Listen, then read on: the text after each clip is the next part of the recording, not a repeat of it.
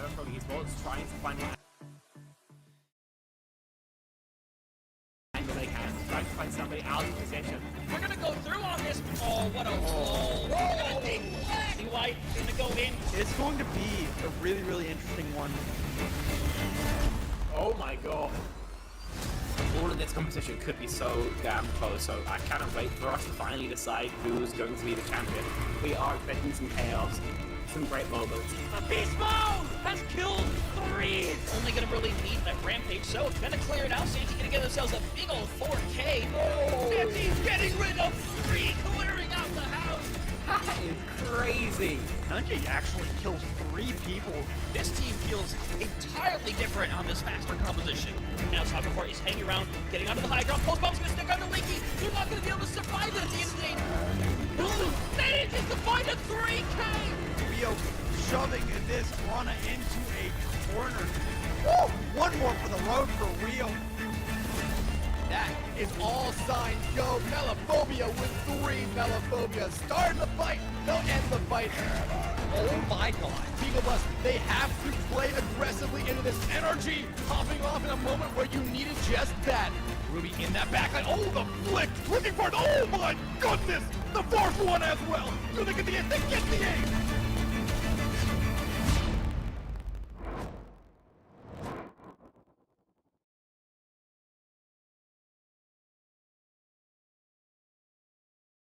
The first week here in Season 15 of CGL is nearing its end, ladies and gentlemen. While everybody is celebrating perhaps the Super Bowl if you're in America, here over on the EU side of things, we're here to celebrate some more Overwatch. Going to close out the week with some great action. I am Hunter Tane, joined by English, not my first language apparently, so of Denim. It should be a good one here today. Special Forces, the Flock going at it right now. And it's one of those situations where a team that has been around for a fair amount has some good success, and a team where not necessarily new people, but definitely a new brand to us. Yeah, Special Forces in particular is the one I'm kind of keeping my eyes on for this, Hunter, because they had a very good showing last season, you know, making it all the way into the playoffs and making it into the grands. Like that's no joke. That's a team you really need to keep watching out for because they understand they've been playing together and they've been doing that. On the other side, though, the Flock is kind of still assembling pieces of the puzzle. You know, we were talking about it, you know, before coming in. You know, we've got pieces from Smelvin, we've got pieces from what was the other team there? Budget approved, I believe. Budget approved, yes. It was budget approved. So you're picking up pieces from all these kind of other teams trying to make it. So it's going to be a really interesting look at kind of more of a veteran Special Forces in that regards versus a team that's still trying to put it together. And in this current meta, you know, I think everybody's still trying to put it together themselves. So this is a very open match.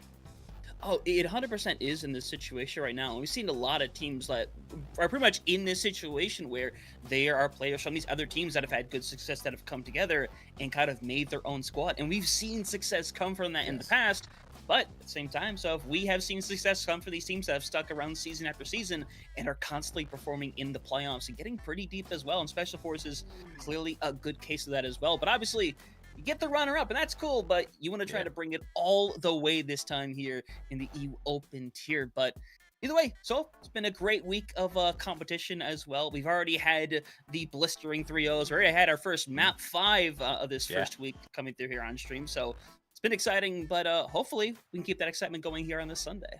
I was going to say, surely this is the open tier. There's all kinds of powerful, incredible teams here ready to launch it. And we will be in a first to 3.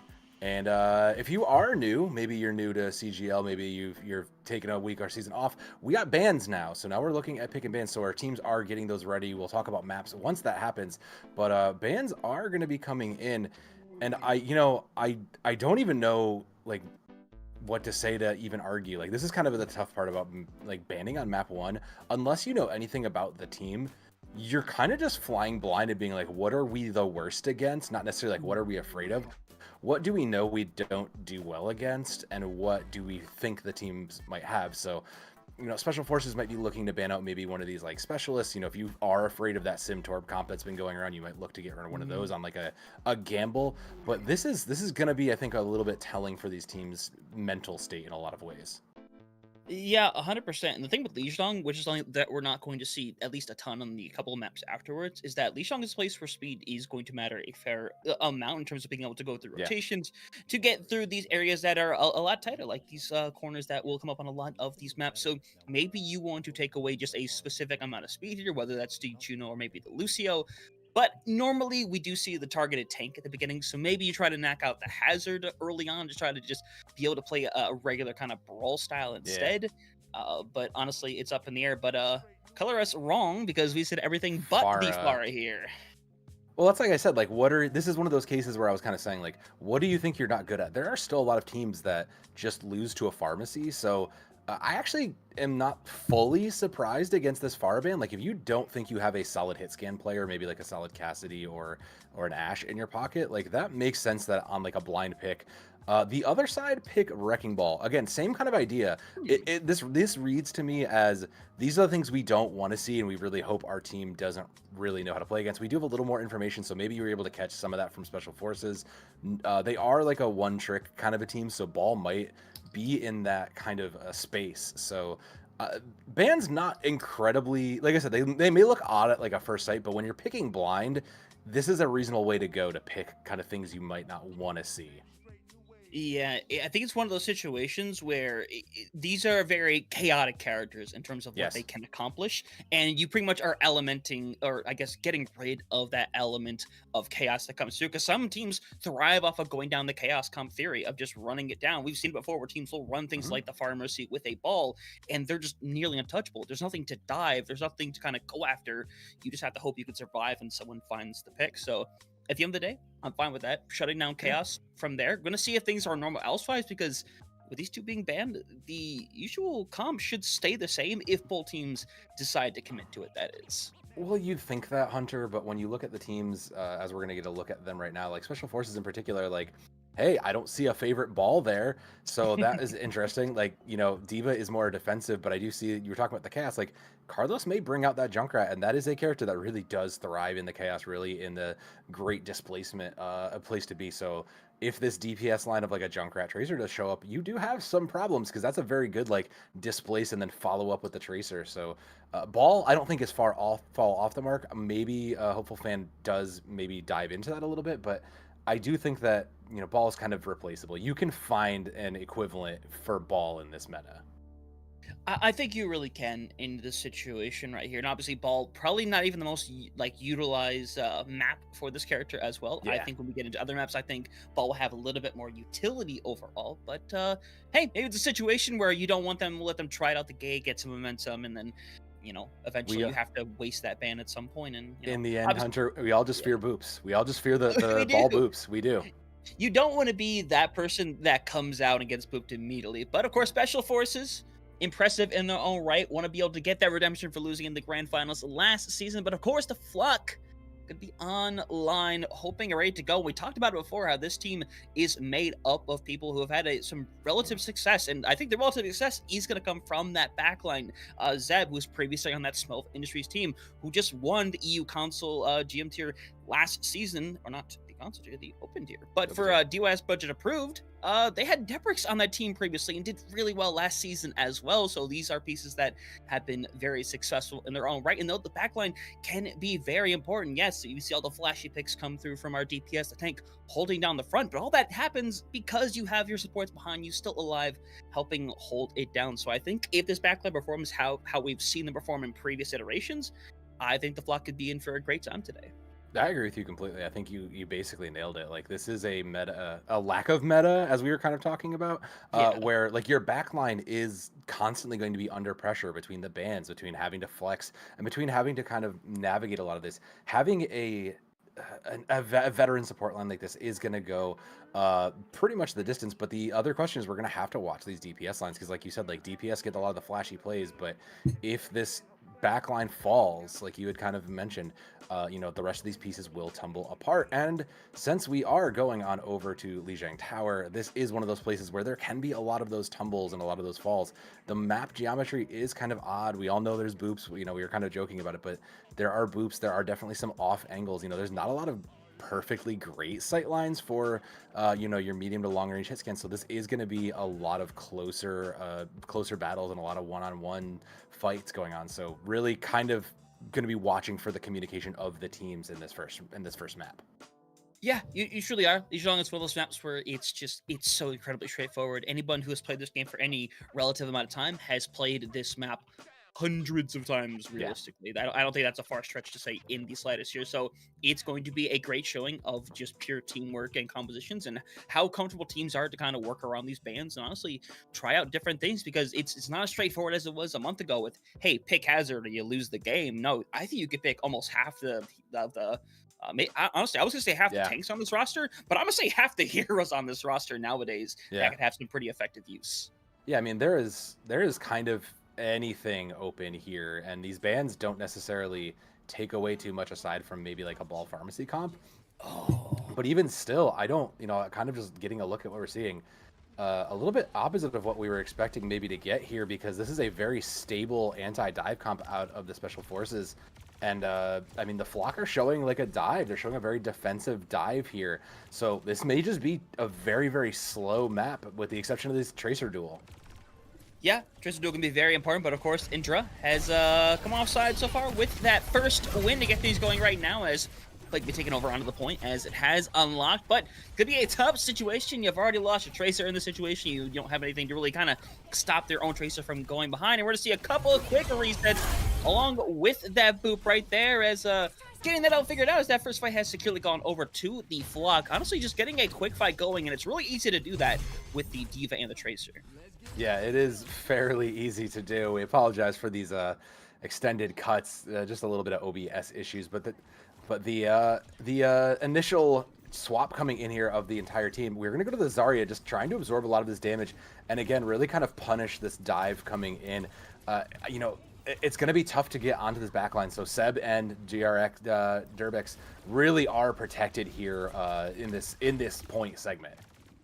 Yeah, really are. And as Indra, this time will be the first one to go down for their squad. So this time, things are changed around. A little bit more of the style that's able to kind of go through and burn Swines away pretty simply in the situation. So you see the stall coming through eventually. But it looks like it's going to fall apart as we do see a little bit of the resets coming through, taking a quick reset. And that's going to be 44% on the line for the Flock and Special Forces with a very quick and very efficient adjustment. Yeah, sometimes you do just win on team comp selection. That's the joy of hero bans. You will just win by having the better comp here. And you know, look at how quickly they've built up a lot of these ultimates. Swenny already at 73 on the Cassidy. Hopeful already almost to a Graviton Surge after one fight. So in a great position. Yeah, it's appropriate as a stick. Stick, ladies and gentlemen, Indra. Getting things going once again is the point. Getting ready to flip over right now. You obviously want to try to get your Zarya out, try to hold on to that charge, and looks like Opal will be able to do so successfully. So we'll be able to maintain a good amount of charge going into the next fight. Just kind of got separated there, but it was a costly fight for the Flock. They have rally, and it's not gonna last through. Like, that's gonna have to do its best Rhine Shield impression on this grab if it's gonna survive. Yeah, it is ready to go in the situation right now. I have both the supports right there. Could just try to end it right there, but obviously you want to try to win the fight without it, and it looks like it is a possibility right now, but DP is still very much online as Sky Demon Indra going to make their way back over towards the point, hoping to maybe get the retouch, but instead, looks like they're going to pull back a little bit here, take a quick little reset with a lot of ults getting on the table here. I mean, these fights have been very, very quick. You said efficient. I don't really know if they're efficient, but they are very, very quick moving.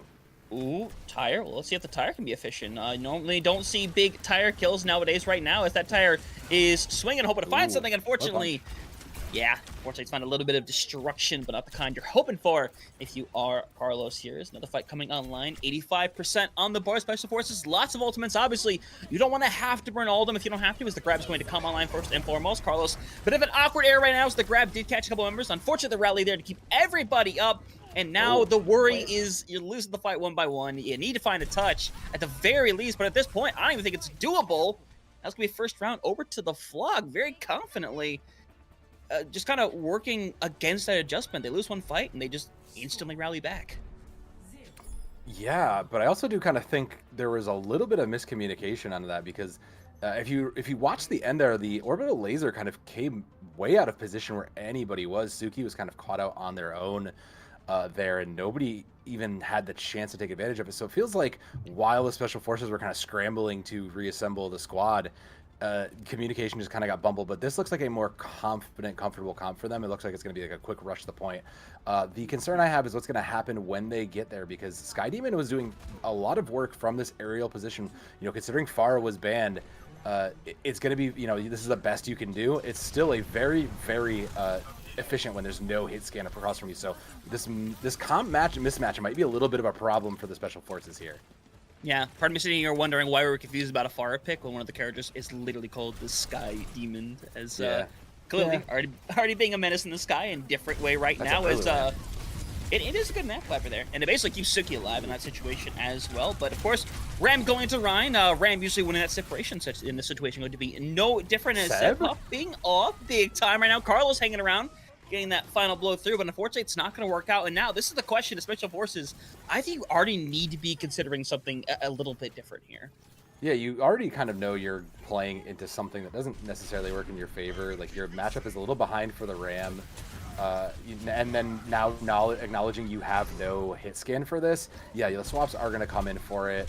It's going to be the Diva and the Sojourn. You just kind of have to address these weaknesses on a base level before you can even worry about, can we win on mechanics? So necessary changes, though it does keep them behind. So the Flock coming into Ultimates first means that they should just be able to snowball this to another fight win. Yeah, that's kind of the plan at this point in time. Right now, Ultimate's getting a little closer. Swine's, of course, going to be coming up very shortly on this Annihilation, but likely not going to need it right now, getting a bit of Karis. Deborah's going to get a nice boop onto Carlos right here. Going to pop the Annihilation anyway. Unfortunately, it's not going to find a whole lot of value, but the fight is over. At the very least, going to get a nice cleanup here. Is hopeful will be able to get back into the small room and recover. It'll have to do 43 and counting. Special Forces just kind of always on the back foot here.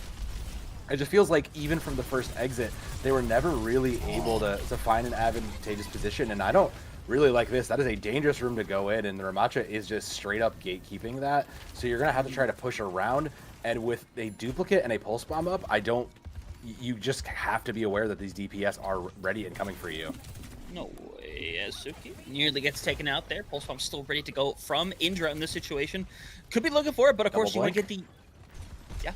Try to even get that immortality field out right now. Is Carlos working around to that first Riptire once again. No success on it the first time around, but just hoping to find a second time. His last fight realistically online at this point. Yeah, they've lost so much time for the Special Forces that the Flock built up orbital laser as well, and it's just been, this is rough. This is the worst case scenario for them. Yeah, a copy has been used. We got the Divas jumping around right now, trying to see if they can find something here. We're going to see that tire ready to go. It's floating around. Going to catch onto Debris right there. So trades have come through one after the other right now. Hopeful doing the best to be able to survive in this situation. But Sky Demon very much going to work as no one is going to claim a touch here. So the Flock, dominant second round, take our first map here in Lijiang. And so far, I mean, talk about the experience of some of the members on this team. It's clearly showing here in the early beginnings. Yeah, so there's definitely a bit of leadership showing up in that back line. So, I mean, Special Forces, again, they just, I hate to put it like this, but they just seemed lost. It just seemed like they never really, you know, they kind of came out the gate on the wrong foot, and it was just stumbling forward until that point. Even their initial plan of taking the Ryan Sim comp here, you know, was foiled right away, and history repeated. We just kind of were on the wrong comp for what was coming. The Echo really took advantage of this, you know, death ball that never really got to collapse on anybody, and Special Forces now it's down 1-0. I mean, at least now they have an idea of what they want to get rid of, right? Like, you'd leave the Pharah open because that's now back on the ban table, but you do at least understand what the Flock wants to do, and that's they want to fly. Yeah, 100% in that situation. So, yeah, plenty of time to still readjust and make things happen. It's a first of three situation, so you got to have to still bounce back before you kind of go into a bit of panic mode. And plus, you know, early on the season like this, you get those first game jitters, sometimes just those first map jitters when it comes to a lot of the series that you end up playing, such as normal. We've seen a lot of series in the past where one team will go out and win that control pretty handily, and then they just kind of move on from there. But case-by-case basis, going to see what the case is going to be. But, of course, it's going to come down to a lot of those bans as both teams going to decide what they want to do in this situation. I think at the very least, I think Special Forces has a good idea of what they should realistically try to ban in the situation, especially with the fact that our next map is going to be Blizzard World, where you really want to try to shut down these DPS the best you possibly can. I think there's a couple of targeted bans that probably really play in your favor here. The Echo immediately strikes me as a decent targeted ban where, like, you know, Sky Demon, you just never really had an answer, got so much value on the Echo alone. I'm not necessarily crazy about taking out the Tracer. You kind of saw that Special Forces could match that and occasionally take a few wins. So I'm not sure if your Special Forces, like, because there's not even like a tank that they necessarily stuck to. This is a very clearly flexible team in the Flock. Maybe even take away the Lucio just to try to get and force it to slow down a little bit. So Special Forces have a little bit of a tough ask on them. The Flock on the other side, well, there's a couple things you do know that are going to, similarly, Carlos played that Junkrat. Maybe it wasn't as effective, but if you really want to put a wrench in their problems, you can always just take that away from them. Suki and Wilson Smokes were also very flexible on that support line. So again, like, I'm not really sure, like, maybe you also target the Lucio. There's still a lot of opens, but that's what it takes to be the top of this division, right? You have to be able to play into the flexibility. Yeah, you have to. That's the kind of point of us being in these hero bans. You know, you can't run the same character 5 maps in a row. I mean, if you're lucky, maybe you can. If you're not popping off every single map, you know, maybe. Yeah. But that's why I think in the situation, maybe the Junkrat doesn't become a targeted ban, because I think maybe at least in the perspective of the Flock, they didn't see the Junkrat as much of an issue. Yeah.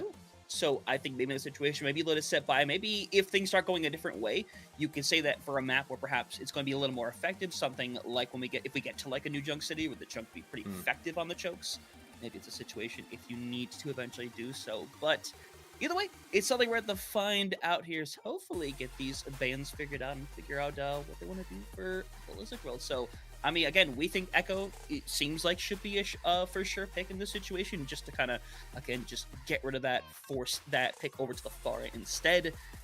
As for the other side, though, I mean, I would imagine maybe you go after this, something over on the side of the support, would be my guess, at least. Yeah, but, like, if there's the only thing I'm trying to think of, like, what do you ban out for your Special Forces on support side that doesn't hurt you? You have a Lucio player. Your main supports have been basically playing Lucio. You showed a little bit of Brig, so you don't really want to get rid of those. You know there's like a competent Juno player. Maybe that's the option. It is going to be the Diva, which...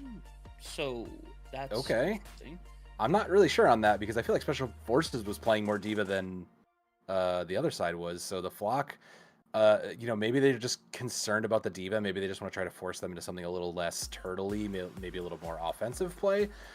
I'm not crazy about it, Hunter, but I'm also see, but no, look, this makes sense though. That Junkrat ban makes total sense. It's not necessarily we're worried about this. It's we know that they're going to do this, so let's just make them uncomfortable. Let's lower their possible skill ceiling of what they can do comfortably and skillfully. I have more questions about the Diva than the Junkrat here, honestly. Yeah, I think, I guess for the DPS ban, what it screams to me is that one of these teams is going to play Winston. Because if you don't have Diva in the situation, Winston is probably one of the best characters you can play on Blizzard World. Obviously, there is still utility to get out of something like the Sigma, like the Hazard, but it's one of the situations where Winston's probably going to be that primary player for this map. Maybe it's a situation where both teams, maybe this situation, are maybe planning to run the Ana Brig or the Juno Brig in the situation to kind of aid in that situation. But either way, both bans just targeted in their own way. But for Special Forces, I don't know. Because if the Winston doesn't work out, the question is what becomes your backup plan? Because the backup plan for a lot of tanks, myself included, if the Winston's not working, go over to Diva. So curious where things are going to go from there. We do have a swap coming in. Tarkalion is coming into the support line for the side of Special Forces.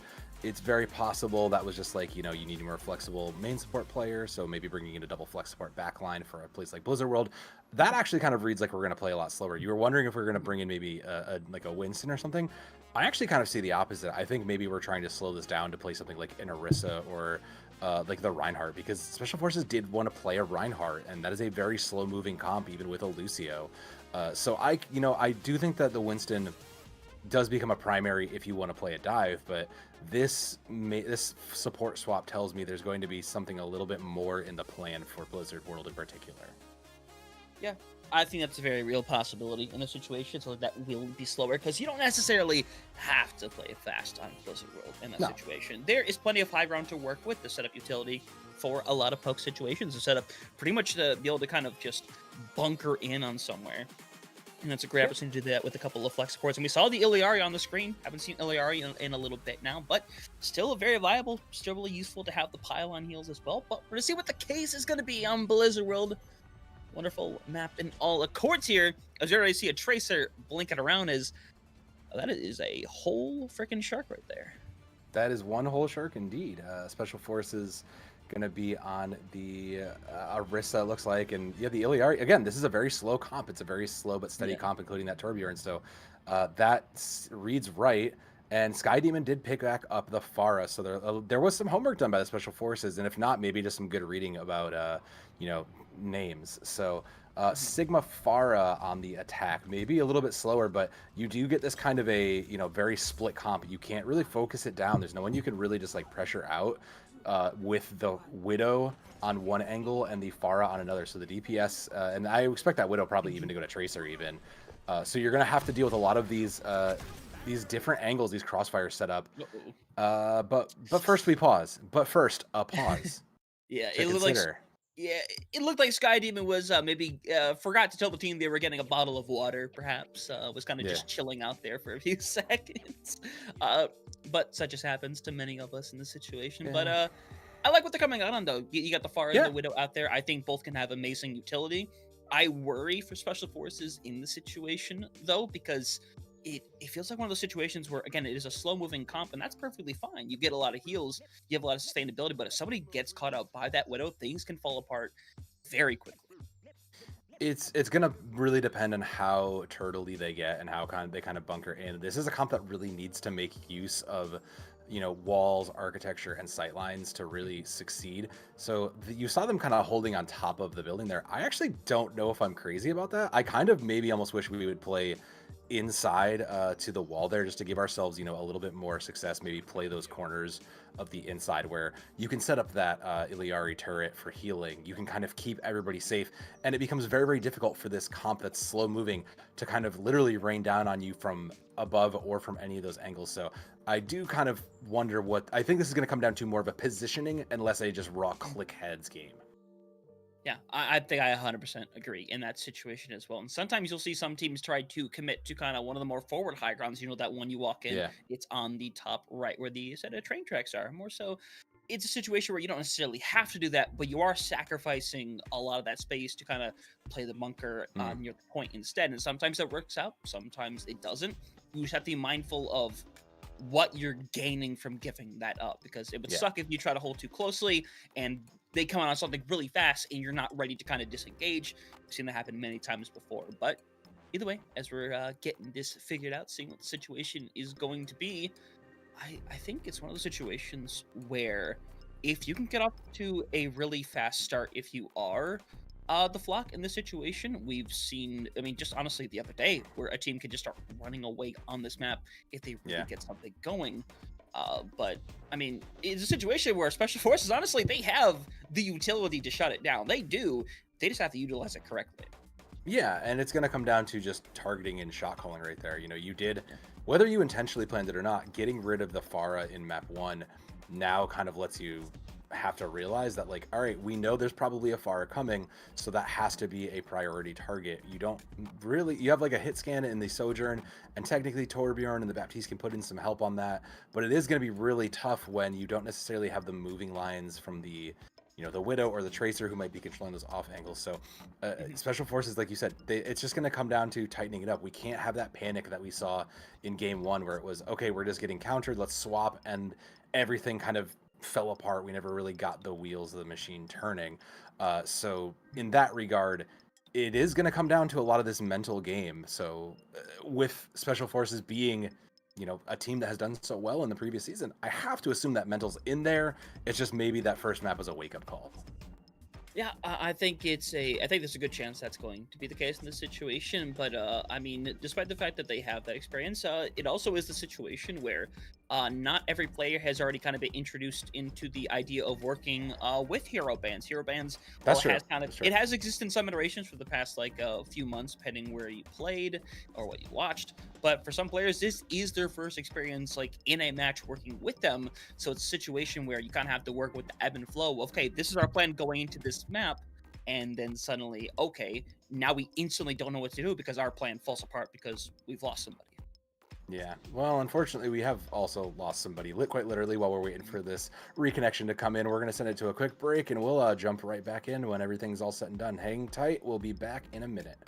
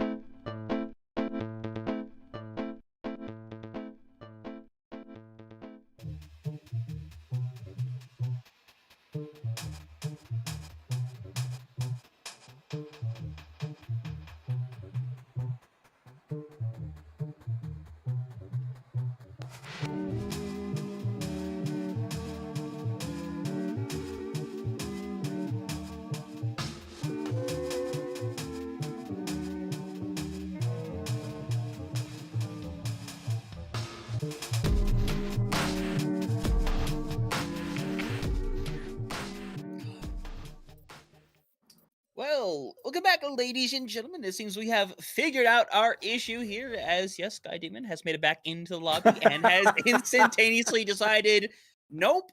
The server saw them swap over to Reaper and decided, nah, none of that here. So we will get this figured out once again here in a moment. Here, Gabby gave you a little bit of a teaser in that situation, but some of us just already had it. Classic small indie dev teams, Hunter. I mean, we were joking about it, but like it's EU. They're playing on ping. Any number of things could be wrong, and it's also worth noting while we're waiting to see if they have come back immediately. We did also in 14. We had all the separate console and PC divisions. It is just one division now, so there's also like issues with maybe crossplay and stuff like that too. PlayStation was having some problems, so it could also just be that Mr. Blizzard himself just doesn't want us to go and see some Overwatch. It could be literally anything. Yeah, I mean, the amount of matches that had to be nearly rescheduled, and some that did get rescheduled because a PlayStation Network being down for, what was it, close to 24 hours? Almost 24, yeah. Almost 24 hours. Like, even our own match was about to be Almost canceled, and then it turned on at like 6:30, like an hour and a half before the match, and we're like, yay, we can play a game, let's go. But yeah, doesn't mean the servers are perfect. Obviously, they are not by any means whatsoever, so we'll get that utilized, but... Yeah. You know what? Let's send it to that official. Let's send it back to break again. Because if there's one thing we've learned, Hunter, when we go to break, they come back. So let's go to break, and then we'll immediately come right back in 2 minutes. Let's do that. Yeah, I like that. Let's do that.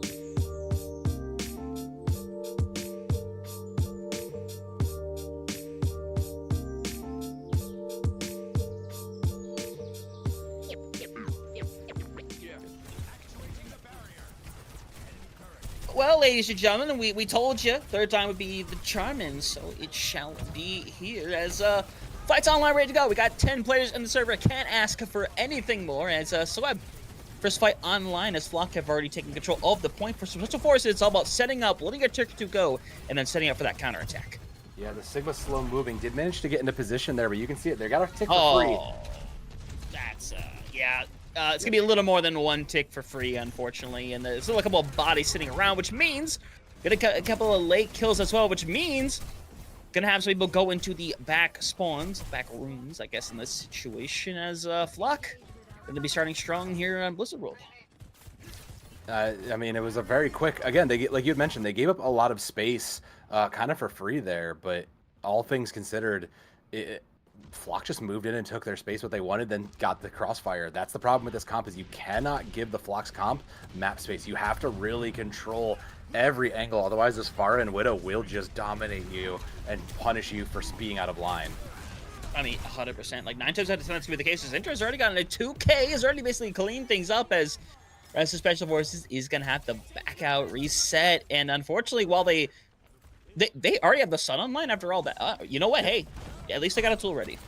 I mean, look, there's a lot of ways Iliari can build ult, but they also have sights, so they'll be able to know pretty much everything where this dive is going to come from. But I'm watching more for the Flux. It's going to be used defensively here, I'm assuming. Kind of have to right now, as Captain Sun is online right now. Tark, let's see if they can find something right now, as it has taken out the Immortality field, but Seb still has that backup ready to go of that ant. But for the time being right now, we're having some trades coming through right now. Debrick's eventually going to come through, get a little bit of revenge right there for Sky Demon right now. Swine's looking for a rock. Not finding a whole lot of seats, but at least we'll get a turret for their troubles right now, as Window has been utilized. So he comes through, and Swines gets taken right out of that Flux. Going to create a rough situation, as Flock going to have to take a quick little reset here. But Indra decided, no, we don't need a reset here, as they take the trade out. And so far, a break here is very possible. Yeah, I think that's going to be the moment. They'll get it behind there. This last Winston touch is going to be there, and the close spawns don't help too much. It will get the barrage, which is still pretty big. That's something that going into 3, but this 5-minute time bank really just kind of shows that Special Forces, you know, they haven't won a fight, and the fights that have been going on, they have been going on for far too long, and that does not favor these dive comps at all. No, not in the slightest here. All right, set yourself 5 minutes on the board, Special Forces. I've changed things around a little bit for those previous fights. I think it was working out a little bit better, to be honest here, but they need to be willing to go in. But the problem is that Hopeful Fan doesn't really have someone that can go in the situation. Normally, you would have something like a Tracer or maybe even a Summer that'd be able to go in and kind of utilize in the backline. But unfortunately, you don't have that situation. You're going to dive, and then what? There's no one there to back you up. I mean, like that. Yeah, that was just straight in. In the business, we might have called that feeding, but it was a calculated dive that went in. But the problem is the Flock have, again, you're already kind of playing a counter dive. You have a Sigma, you have a double sniper in the backline who can turn right onto that, and these rails are just kind of a desperation move. Yeah, I mean, if you can find a pick here, awesome. You get some momentum back on the way right now. Break has made their way back out. Sweeney, not in the best situation right now, as they're coming up to that 4-minute mark of that cart, still steadily moving along. Could be looking at a massive time bank potentially here, as we're going to see in the back now right now. Eventually going to get somebody into a nice little corridor, but Hopeful Fan is being burnt away, so going to be utilized to keep everybody up right now. Nano has been activated. So many bodies getting a little injured, literally standing behind that Ant Matrix right now. It's cart moving forward slowly but surely. It's all desperation at this point, ladies and gentlemen, being dropped down on their faces. Touches trying to come through. We're going to see the rally be able to come online, and the touches are coming through. Sweeney does manage to find one pick, but needs to be a little bit more than that if you want to try to pull this one back around. It looks like success has come their way in this situation right now. Just Swines hanging around. Eventually will take care of business and create some kind of hold here. It costs everything, but holding the 11th hour is better than not. It did get all of the ults out of everybody, so it does create a neutral fight, and this is a very sturdy Special Forces team. They just need to kind of swarm and get an angle on the Sigma, but it looks like the Flock have already taken that and gotten it through. 316 is the magic number, and yeah, it's tough if you're the Special Forces here. You definitely are feeling it just feels like it's the week 1 struggle bus right now for them. They just can't really seem to make anything kind of put together, and maybe that's the curse of being, you know, like a kind of a one-trick team where you have your one preferred hero and then your next best hero is maybe like 2 tiers down, right? Like you kind of, if it doesn't work, you're just kind of struggling, whereas the Flock, they look flexible, they look very good, they look very calculated, and they look like they're communicating very well. Even in those longer fights, they were extended by what felt like their call when it was, well, Indira got 2, but we're down 1, let's just go on it. We have a hot player, let's just roll on this. And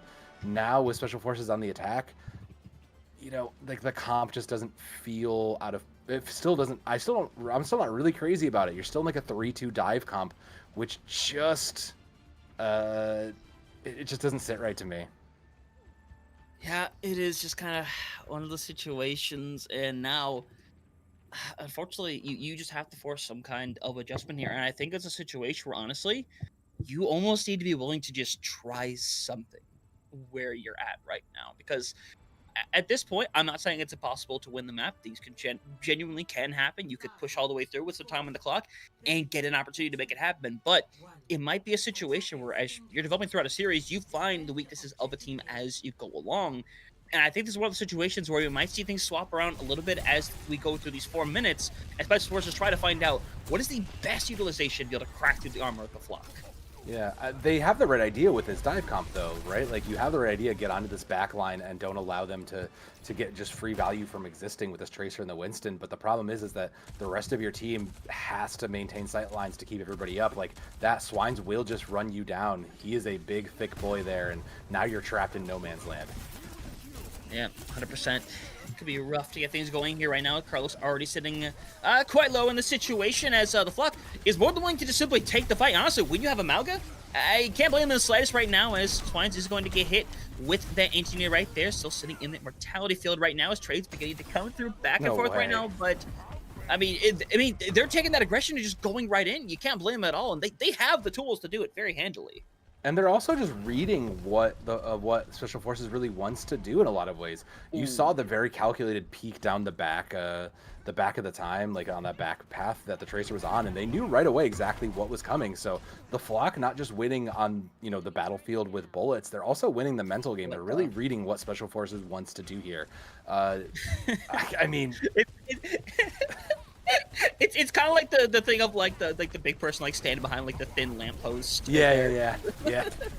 But apparently it's worked out as well, as Hopeful Fan has already been taken out, and for the rest of that Special Forces squad, not a whole lot registering for them still. Sky Demon does get taken out, but it's just not going to do much. They're still headhunting right now, trying to clear out. I mean, Maga is gonna live. Oh, just catches the Lucio. Oh no, a little too far. This is the moment though. The Special Forces can punish this. That's a Lucio down. There's no speed. The rest of the team has to kind of recover from this. They can take advantage here, but they need to just make sure they focus out targets. Yeah, but Bob's gonna be thrown in. It's gonna slow down the squad, and Carlos pretty much got targeted with that. I gotta be honest there. Yeah. But that fight's essentially over with. Taking a reset, but you still have some really good tools going into this next fight. Yeah, you still have plenty of good things. You have a Nano, you have Primal, you have Rally as well. So you have some offensive and some defensive, but the Flock does have a cage. If nothing else, that'll catch one out, and you won't even need it because Swines just gets 2 for free. Yeah, and Hopeful Fan is going to go and try to find some kind of utility here. He's going to prop the Primal Rage. I mean, if you can find at least one, more power to you. It gives you a great opportunity right now, as a Sky Demon did find that hammer kill right there over on Tsuki. As unfortunately, the reset's going to have to be made. Unfortunately, Sky Demon, don't do it. I beg of you. They have families. No, look, everybody's got to get at least one hammer kill at some point. It's got to happen. More swaps in for Special Forces. They're going to try the Zarya here, realizing the dive's no good, and the Sojourn as well, just to pray to contest the long game. It just feels like in the last minute, last fight territory, we're kind of just throwing everything at the wall, and this might be enough. Yeah, he gets activated just in time to keep Swines alive right now as the chaos is going through. As Kevin really wants to fight at least one, and they might give this one, but Suki gets taken out by the hands of Swines instead. 43 seconds on the clock, and things looking very desperate right now for Special Forces. Still going for it. No, the turret got it. Turret got it. I bet you regret planting that turret now, Sky Demon. Very demonic, though, all things considered. Not so demure. I mean, this is just such a close hold. I'm scared of Hunter because this Flock team is just dominating our second place team right here. Like our runner-up champions, they are just dominating. So I think this is an incredible statement coming out in this division right now. I don't even think there's going to be a touch. Finally got, no, didn't get it yet. Still searching Sky Demon, maybe soon. No, Someone's gonna try and the picks come through, but I mean, no one got through. So Flock, I mean, just a purely dominant display here on Blizzard World. The team that I mean, just clearly some level of confidence coming in here, and now they are simply thriving in this environment. And so Yeah. far, honestly, it's hard to think they could be stopped right now. Yeah, what we know on paper and what we're seeing here, I would dare say, I'd almost go put the Vegas bet line on these guys down the road, because that was a very convincing performance across multiple levels. Not just, again, knowing and flexing amongst these comps, but there was clearly a lot of comfort and a lack of fear in a lot of ways, of just saying, like, look, like, even if they have pieces that maybe punish us, we understand exactly what we want to be doing. We want to win this. So the Flock are looking like they are ready to soar towards the grand finals. Yeah, I mean, they're looking like a really confident team. Obviously, there is some amazing talent sitting within this whole division right here. But, I mean, the best thing you can do is, that's kind of the glorious part about having these tougher teams later down the line, is you get the chance to build some amazing momentum and come in with more confidence than maybe you would have had in match 1 compared to match 5 or 6. So, True. see if that's going to be the case. As a great man once said, job's not finished. Still got to try to clean this one up. So, I'll take it to a funny little break really quick, ladies and gentlemen. No disconnections included, as we will see if the Flock will be able to finish it up with a quick 3, or maybe Special Forces have something left in the reserves. We'll find out right after this break.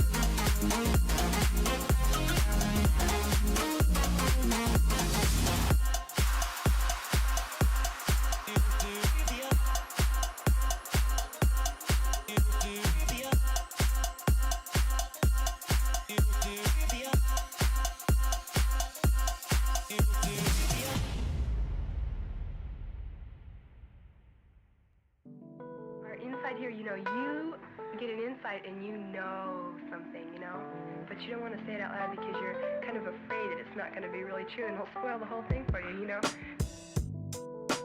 But when somebody makes you say it, then, and it's true, then it just makes it more beautiful of a thing.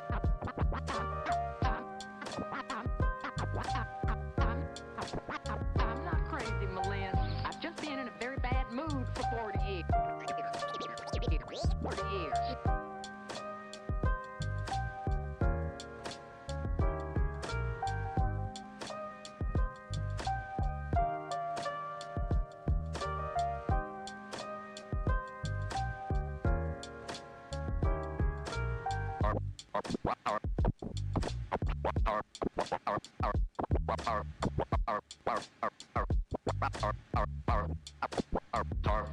diem.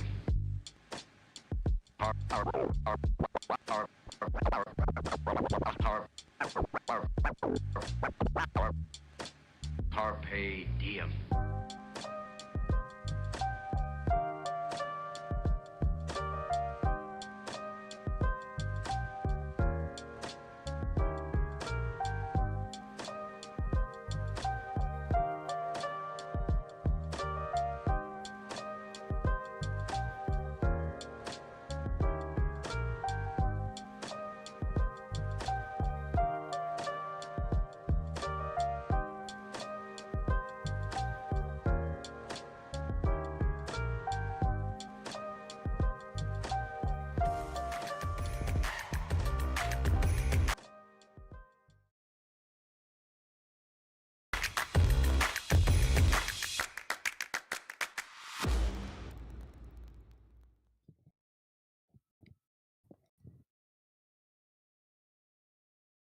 Welcome back, ladies and gentlemen, once again here.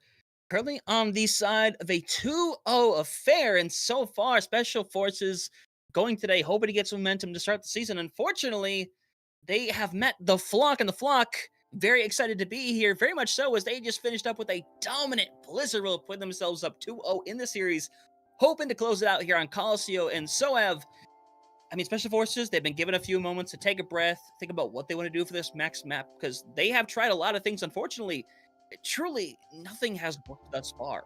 Yeah, it turns out the flock don't flock around here.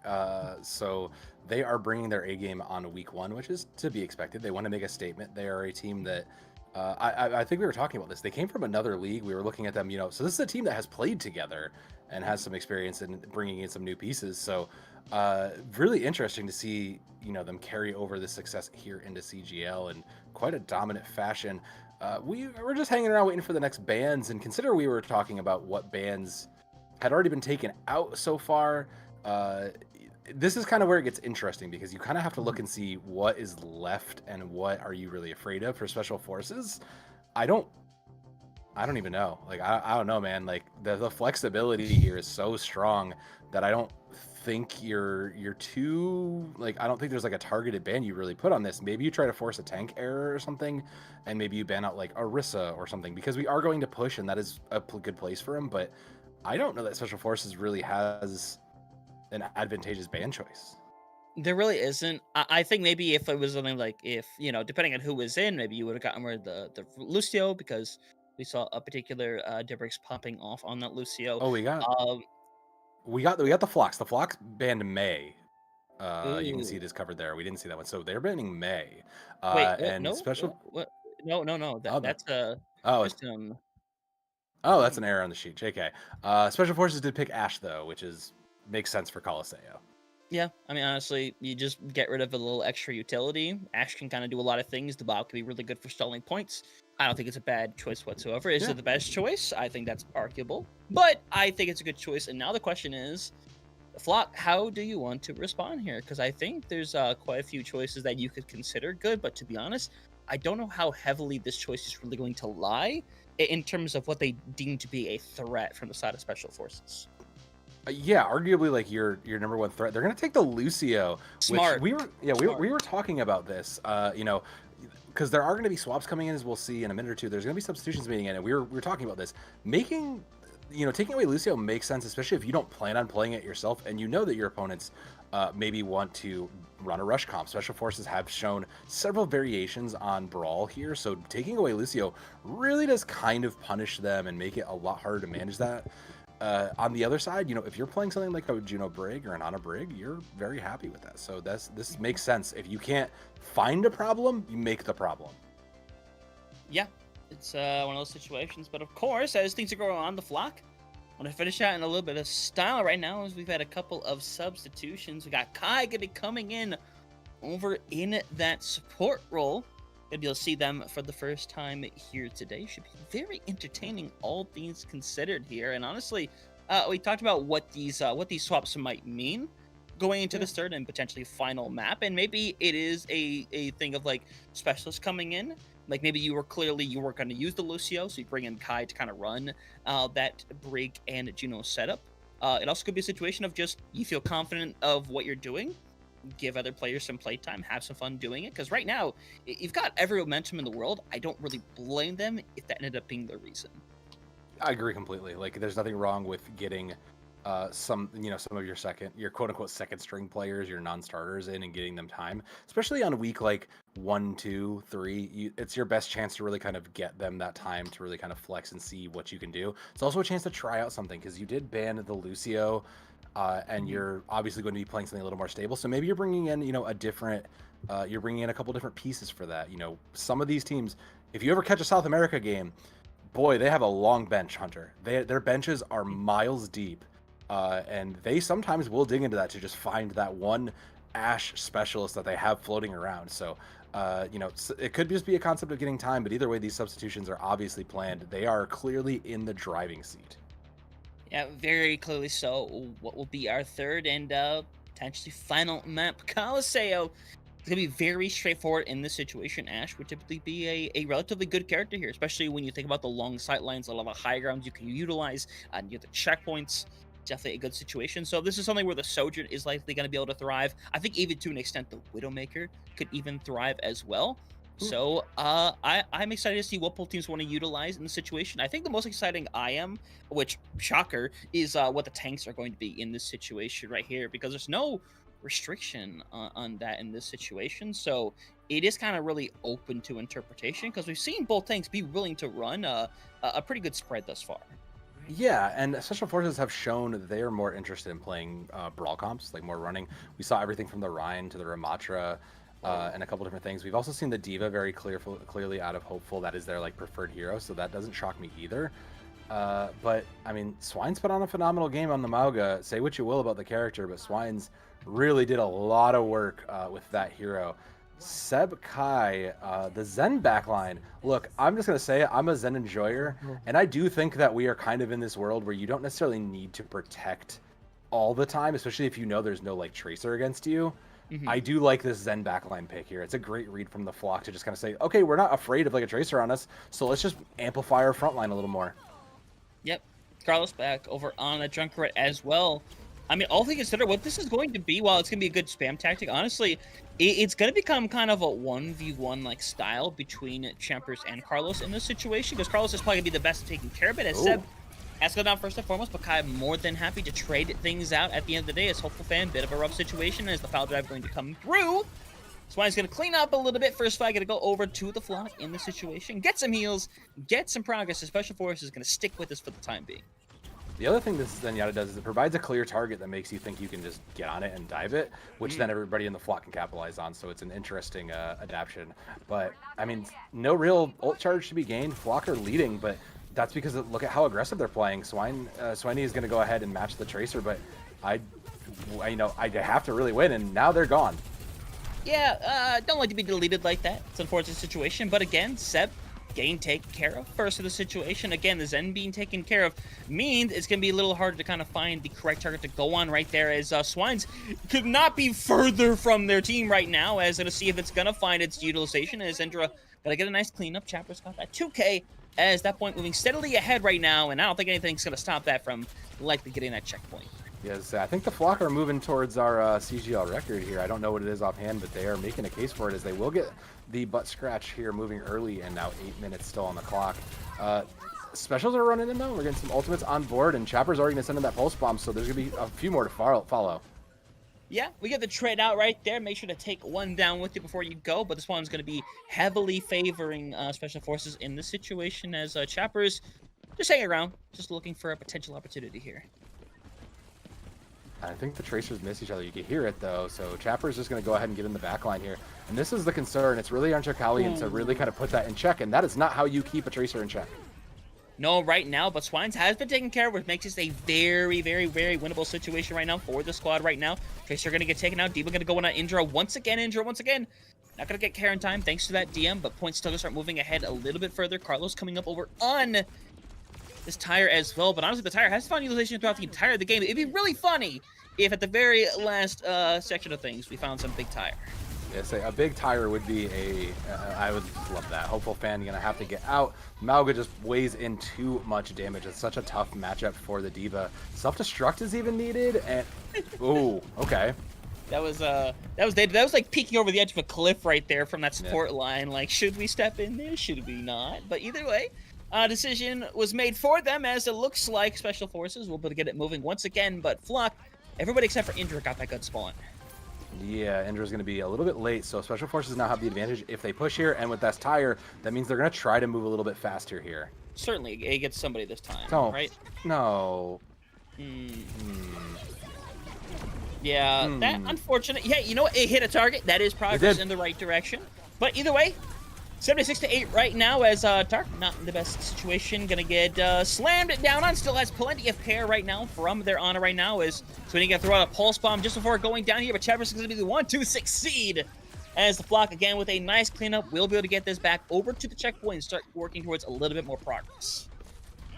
I think that tire says a lot, as does this cage, because Swains is very deep, and Indra's going to get 2 immediately. Yeah, it's just going to be a reset there, basically, for the team again, and the one on cart will keep it moving. Special Forces just, again, you know, they're in this looks like one of their most comfortable comps. This looks like really close to comfort for them, but they just really can't seem to kind of pull it together. It feels like the target calling is just really kind of out. With this pick, hopefully they can turn it around. Yeah, Andrew's kind of turning on the turbo feed to the overdrive section these last few fights thus far. But either way, like I said, opens up the door for Special Forces to go in here and get some action done. We see Sweeney swapping over to the Mei in this situation. Going to be good to be able to kind of wall off the Mauga in a lot of these situations. So wall off with the nade can result in some pretty good kills. But so far, the get rid of Chat versus Carlos is doing really good at kind of running things down with this Junkrat. It looks like a little reset might happen here. But for the time being, honestly, despite the fact they might lose the fight, they're stalling beautifully. Yeah, I was gonna say they're making great use of this huge health pool and stability that Mauga brings into it. And a good purple from Suki really is important to clean this up. It gets immortality field and hopefully no ultimates, because this is gonna checkerboard. Yeah. Getting a little dangerous right now. Seb is going to go for it right now. Then find one, and the Flock decides to double down in the situation. And for Chappers and Seb, it's going to work out beautifully. Bomb comes online as Chappers gets a 3K, and now we're getting dangerously close to the finish line. I believe Chappers was the one that came in, and this Tracer has been hiding, throughout the map and hiding on the bench this whole time. Chappers has been phenomenal since swapping in here. This Pulse Bomb looking primed to do some damage, especially because there's not a lot of mobility on Special Forces team. It's just going to depend on if Chappers can get in position to take advantage of it here. So watching this Tracer get caught out might make the difference in the fight here. Yeah. A lot of big ults online right now. Nana has been activated over onto the D right now. Indra again going to try to get headhunted right now, but manages to fly back around. Kai gets a 3K popping off on the Juno of all characters, as hopefully the only person left standing for the squad. A little bit of a cage fight, maybe in some celebration, as Carlos is going to send out a rip tire as Special Forces in complete desperation right now. Oh, yeah, visible, a little too visible. Kai caught it out there, but Blizzard on point as it does near the end is a little bit desperation. Everything's in, but immediately gets deleted. My goodness, Chappers catches too. It's just a bloodbath. Yeah, and it's all falling apart. You got some really good stall characters between the Diva and the Mei. Unfortunately, everything has been utilized. The bell has tolled, and the Flock will send themselves flying into a beautiful first win on the season, finishing in a massacre to close things out on this day. And I mean, the Flock, if you had any doubt in them going into the day, it has surely disappeared in the last hour. Yeah, I am now, look, if Blast ever brings me onto the podcast, the breakdown, I'm just going to be saying, like, look, the Flock are probably my picks for winners of this division, because that was a phenomenal showing. And it's really easy to kind of just say, oh, well, this is a week one, we'll just, we'll take it easy. We'll work our way into the season. No, the Flock came to play, Hunter, and they absolutely are here to make a statement. They came in bringing most of these pieces from another division and picked up a couple other great pieces from the support line. And it shows that they did their homework and they made a very strong squad here. I think the down the road question is, what happens when they come up against a team that is more established, that maybe has, won a few more times? I'm thinking particularly like Spelvin Industries.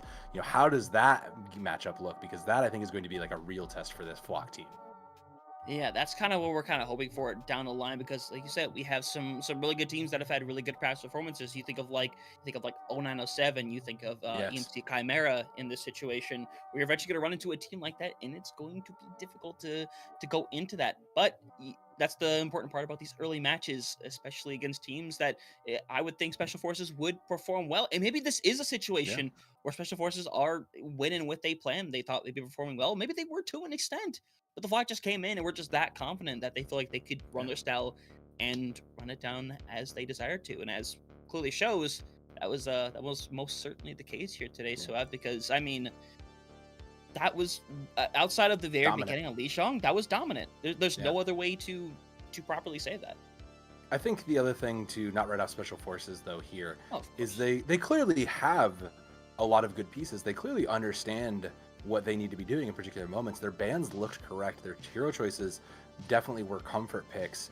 And even moving off of their, like when Junkrat was banned out in particular, I'm thinking, there was clearly like a plan in place. They clearly understood what they wanted to be doing and what they needed to be doing and how to succeed it. But it just seemed like something, just never really got together. So could just be some week one jitters like we had talked about. Sometimes that happens. But I don't also think you can really write off Special Forces. The Flock is clearly a dang good team, but Special Forces maybe just didn't, what are the odds they just maybe didn't come in and expect to come up against a Goliath like this? Yeah, I think it's a very real situation. It's especially apparent when you don't recognize a team name. You don't really know what you're quite going to be getting into. It's different when you walk into like a smell of an industry where it's like, okay, we know that this team is strong, and we need to kind of just go out and honestly maybe even just try some things and see what we're comfortable with. But either way, it's a great situation. Flock's got an excellent start to the season, and it's already been a glorious day of Overwatch. It has been a quick day of Overwatch, unfortunately, but. Got a little more business to take care of, Soat, because we're going to be setting up an interview with one of the members of the Flock, so we're going to cut it to a bit of a break here, ladies and gentlemen, but when we are back, we'll have that interview set up for you, so sit tight. We'll be right back.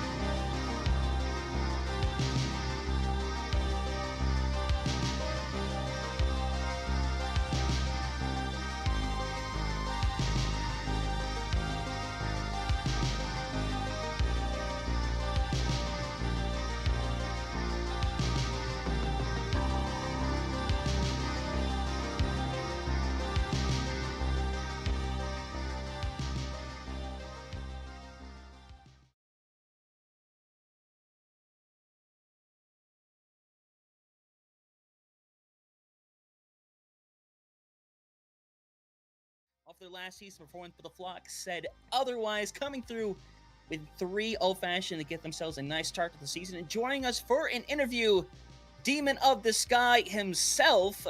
First and foremost, I mean, congratulations on a big win here today. Honestly, just a great start to the season. Thank you very much. It's great to be here. Hello, chat. Hello, everyone. It's I, the Sky Demon, also known as Duplicate, and it was incredible. Thank you very much for having me on. I gotta ask, because this is such a new part for us at CGL and for us as the players too here in Overwatch. But did any of the bans that came through really like give you guys like a pause for concern? Because you guys handled them all fairly well. So I just have to ask, like, were you ever concerned when you saw that Pharah ban map 1 or anything else that really kind of came your way? Wait, are you asking if we were concerned about the opponent's bans, or Yes. when we had? No, when yeah, it ca- if they're bans. Not yes. really, because all of our players are flexible, and obviously my name is Sky Demon, but I can play any character that can somewhat get off the ground. I'll play it. But yeah, I wasn't really too concerned because Echo can do the same thing Farah can, but just better.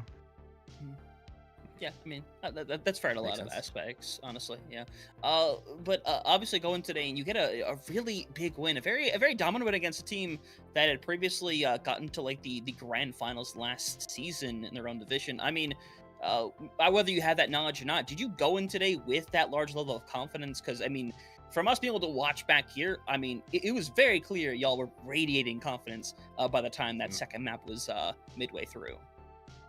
Before every game, we talk to each other. We huddle up in a circle and we say 3, 2, 1, let's go. And we all, we all prepare ourselves.